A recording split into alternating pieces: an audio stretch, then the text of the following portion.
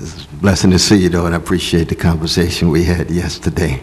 Likewise. As you know, I have very deep disagreements with you, my brother, but I think I want to see where we can reach common ground, a higher ground. I think both of us can agree that a precious Palestinian baby in the West Bank has exactly the same value as a precious Jewish baby in Tel Aviv. And therefore, when we talk about evenness at the moral and spiritual level, you come out of the rich Judaic tradition, I come out of a rich Christian tradition. We overlap in that regard. The real question is going to be a commitment to security for precious Jewish brothers and sisters in Israel can never be predicated on an occupation of precious Palestinians. If we're concerned about security, it seems to me, we're going to have to talk seriously about occupation. I don't know whether you would allow the use of that word. You know, New York Times said we got to put it in inverted commas, you know what I mean? No, occupation is real, it's concrete. But at the same time, how do we acknowledge Jewish people, 2,000 years, hated, haunted, vicious contempt, pogroms, Shoah, and so forth?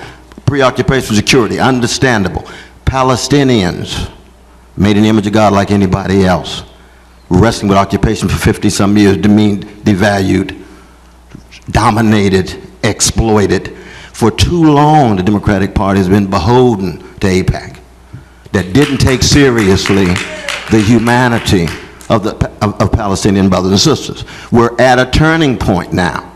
And of course, it's going to be a slow one in the Democratic Party, but some of us will be working outside the Democratic Party to make it quicker.